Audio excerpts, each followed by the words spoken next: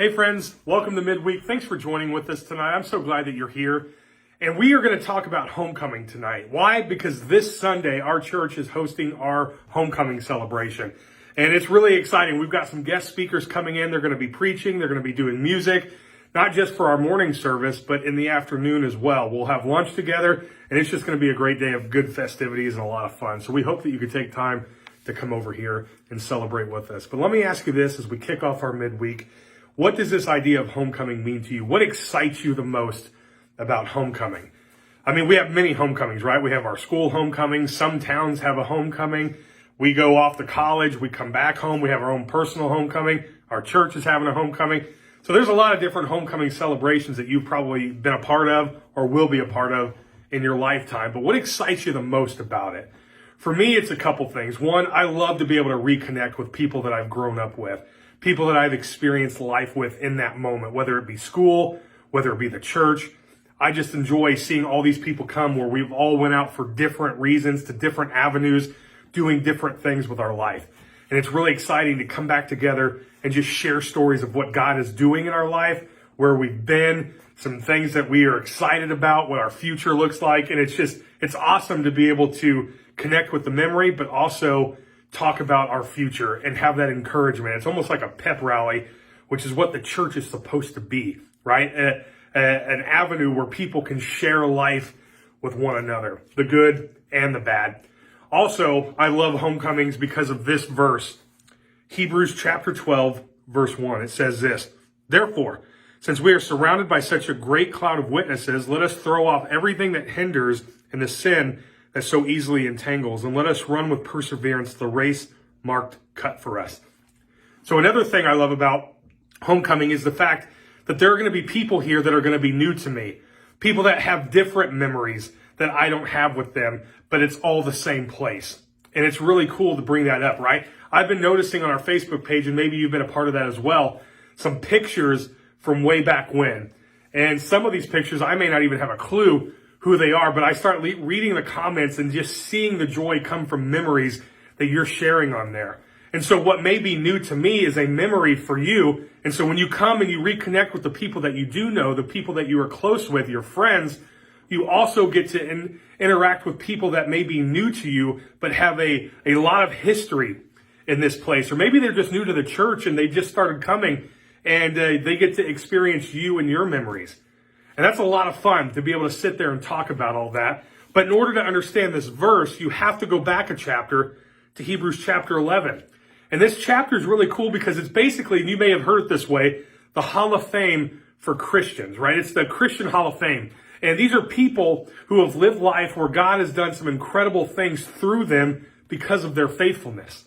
But when I read some of these names, you know, we've got Abel, we've got Enoch, we've got Abraham and Sarah, and there's so many different names.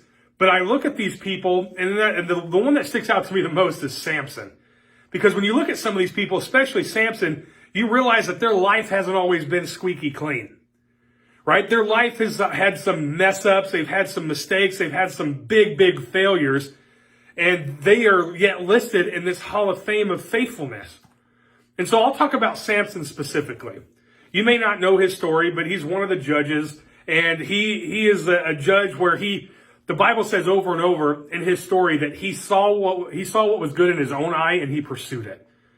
And so he went after all these things that he saw was good. So if he saw a woman that he desired, he went and took her, right? If he found a drink that he desired, alcoholic, whatever it may be, he went and he took it. Whatever he saw that was good in his own eye, he went and he took it. To me, that doesn't radiate faithfulness, right? That doesn't show any sort of faithfulness. In fact, it shows a life that wasn't faithful, a life that he went on his own way, but yet God still used him in a mighty, mighty way.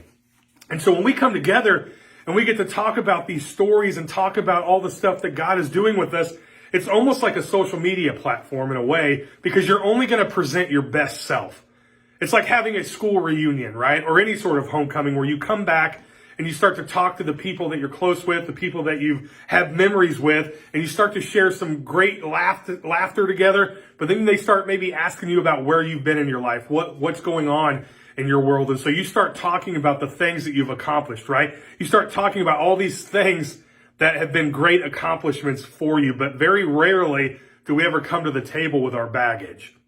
Very rarely do we ever show up with our brokenness. And what I love about Hebrews chapter 11 is every one of the people that are listed in the Hall of Fame of faithfulness have all walked through seasons of their life where it was hard and it was just, it's tough to talk about.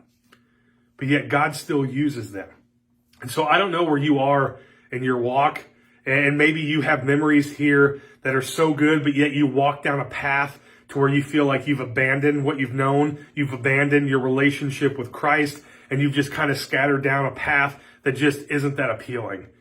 If that's you, you are still welcome here. And maybe you've left this place and you've made your commitment to Jesus while you were here, but you have gone and went out into the world and kind of left all that away, and you dove into sin head first, not realizing the gravity that it carries with you. And you have this stigma now of being a woman or a man who's been divorced 6 or 7 times, who has multiple children with many different people. And you've just created a stigma where you feel like you are no longer accepted because of what people know you as. And if that's you, I want to tell you that you are welcome here. And maybe you're the person who has gone and you've went into ministry and you're one of the Timothys of this church, and you've gone and you've pursued Christ and you've been wanting to reach as many people for the kingdom that you can. If that's you, you are welcome here. And what I'm hoping that we get and what we gather together this weekend, I hope that it's a big multitude of people who come from different areas of life who can simply just sit back and share life together, the good and the bad. And there will be some trials that come this Sunday, because we also are going to be talking about people who are no longer a part of us, people who've left great impacts on this church, on this community, even in the world, and we get to share their memory together. But the problem is we don't get to create new ones, because this earthly home is no longer theirs. In fact, the writer of Hebrews says this in verse 39, chapter 11. He says, these were all commended, all these people we talk about in the chapter, they're all commended for their faith, yet none of them received what God has promised. God has a plan, something that's better for us, so that only together we could be made perfect. And I love that verse, because what this is saying is the best is yet to come. And when we come together for a homecoming, we celebrate all the good things that have gone on, all the great things that have accomplished from this church with the people who have been a part of it, who are now going out into the world doing great things. But the good news is the best is yet to come, because there is a homecoming that is beyond what we could ever imagine, where all the saints are gathered together, everybody from the old faith, from the people who have created the church, who have established the church, from all those who are the forefathers of our faith, and all the new ones. And there's going to be a celebration of everyone coming together, where we get to sit with Peter, with Paul, with Matthew, with Jesus himself, and with new people that maybe you have led to Christ. And we get to have a miraculous moment where we are all together relishing in the moment of sharing life. And that's what homecoming is all about. Friends, we look forward to seeing you this weekend, and we hope that you have safe travels as you come and celebrate our homecoming together. Talk about the legacy that many of you and your family members have made in this congregation, and let's just simply be the church that God has created us to be. We'll see you this weekend.